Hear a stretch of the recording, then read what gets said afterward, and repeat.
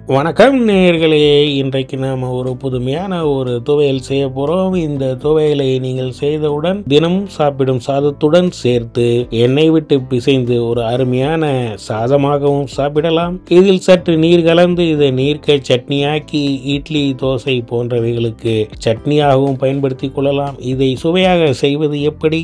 இதில் மேலும் சுவை கூட்ட நாம் காரத்திற்கு மிளகாய் தவிர வேறு என்னென்ன சேர்க்கின்றோம் என்பதையும் அதை எவ்வாறு சேர்க்கின்றோம் என்பதையும் காண தொடர்ந்து வீடியோவை பாருங்கள். உங்கள் கருத்துக்களை கூறுங்கள். நன்றி.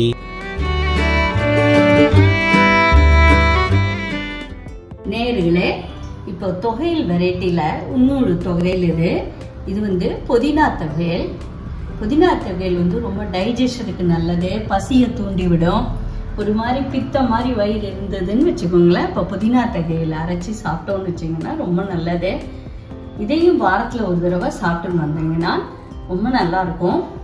இதில் நான் கிட்டத்தட்ட 2 கட்டு புதினாவை நல்ல மண்ணு போக அலசி தண்ணியிலெல்லாம் அலசி எடுத்து வச்சிருக்கேன். அதுக்கு தேவையானதா நான் 5 வரமிளகா போட்டிருக்கேன், இஞ்சி, ஒரு 1/2 டீஸ்பூன் மிளகு, 2 டேபிள் ஸ்பூன் உளுத்தம்பருப்பு போட்டிருக்கேன். இதையெல்லாம் வாணலியில் ஒன்றா வதக்கி பண்ணணும். ஃபஸ்ட்டு வறுக்க வேண்டியது இந்த தொகையிலுக்கான இந்த பருப்பு, மிளகு, மிளகா வத்தல், இஞ்சி இதெல்லாம் நல்லா முதல்ல வதக்கி எடுத்துட்டு, புதினாவை ரொம்ப நேரம் வதக்க வேண்டாம். அதனோட பசுமை மாறாம கொஞ்சமாக ஒரே ஒரு பெரட்டி போட்டு எடுத்துட்டாலே போதும். ரொம்பவும் வதக்காம, ஏன்னா அதனோட சத்து இறங்கணும், அதுக்காக தான் இந்த மாதிரி சொல்கிறோம்.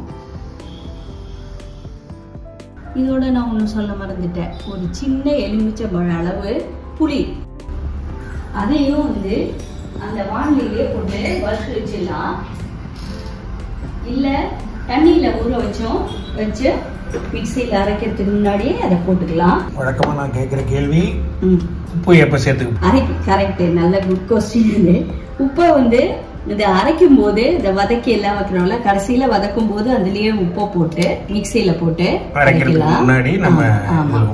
இது சிறு நெல்லிக்காய் அளவு சைஸ்ல புளி போட்டுருந்தா போதும். உங்களுக்கு புளிப்பு தன்மை ஜாஸ்தி வேணும்னா கொஞ்சம் கூட போட்டுக்கலாம். நான் தொகையல் பண்ணிட்டு சாதத்துல எண்ணெயை விட்டு பிசைஞ்சு சாப்பிட்டோம்னா அமிர்தமா இருக்கும். இதுக்கு மோர் குழம்பு காம்பினேஷன் தொட்டுக்க ரொம்ப நல்லா இருக்கும். எண்ணெயில இந்த சிறு துண்டு இஞ்சி, 2 ஸ்பூன் உளுந்து, 1/4 டீஸ்பூன் மிளகு எடுத்து வச்சேன்ல, அதை போடுறேன். வானிலையில குக்கிங் ஆயில் விட்டு சூடான உடனே ஒரு 3 ஸ்பூன் குக்கிங் ஆயில் விட்டுட்டு, இந்த வானிலையில இப்ப உளுந்து போட்டிருக்கேன், மிளகு போட்டிருக்கேன், இஞ்சி, வரமிளகா, இதோட புளியும் சேர்த்து போட்டுக்கலாம். இதை நல்லா வதக்கி எடுத்துக்கலாம். இந்த உளுத்தம்பருப்பு ஓரளவு பொன்னிறமா ஆனோம்னா நம்ம நிறுத்திக்கலாம் இல்லையா?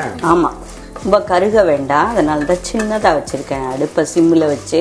மிளகா அவங்கவுங்க காரத்துக்கு தகுந்த மாதிரி போட்டுக்கலாம். இன்னும் கொஞ்சம் கூட வேணும் போல இருக்கு அப்படின்னா காரம் போட்டுக்கலாம். இதில் இந்த இஞ்சி சேர்த்துருக்கிறதுனால இந்த அளவு போட்டிருக்கேன். இஞ்சியும் இந்த புதினாவும் சேர்ந்து அந்த காம்பினேஷன்ல தொகையில் பண்ணோம்னா அருமையா இருக்கும். இதை வாரத்துக்கு ஒரு தடவை பண்ணி சாப்பிடுங்க, உடம்புக்கு ரொம்ப நல்லது. புதினாவை பத்தி பலன்களை சொல்லவே தேவையில்லை, நிறைய இருக்கு. டைஜஷனுக்கு, அதுக்கு எல்லாமே ரொம்ப பசியை தூண்டி விடும். இந்த புதினா தொகையில சில பேர் பூண்டு போட்டுப்பாங்க, தேங்காயும் போட்டு சேர்த்து பண்ணுவாங்க.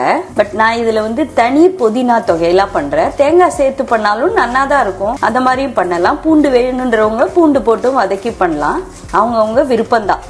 வதக்கும் போதே அதெல்லாம் போட்டுக்கணும். ஆமா, வதக்கும் போதே இந்த பூண்டு, தேங்காய் பல்லோ, தேங்காவோ எல்லாமே இதுல சேர்த்து அதெல்லாம் நம்ம எண்ணெயிலே அதை வதக்கிக்கலாம். அப்பதான் அதோட பச்சை வாசனை போகும். இது தனியா எடுத்துக்கணுமா? இந்த பருப்பெல்லாம் இப்ப தனியா எடுத்துடுறேன். எடுத்த அப்புறம் புதினாவை நல்லா வதக்கிக்கலாம். அதில் போடுறேன். இந்த புதினாவை வதக்கினா நல்லா சுருங்கி போயிடும், பார்க்க நிறைய தெரியும். வதக்கினோன்னா நல்லா சுருங்கிடும்.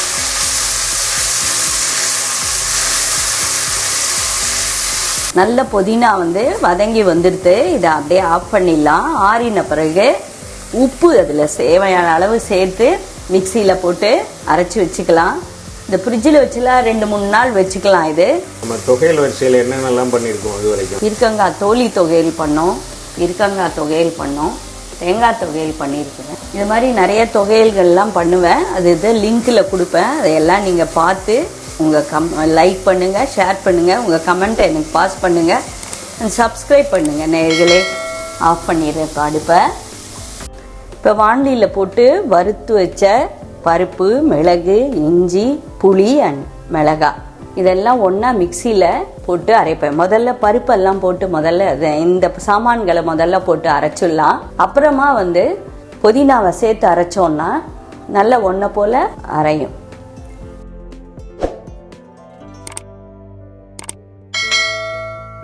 இதோட சேர்த்து தேவையான அளவு உப்பு போட்டுட்டேன்.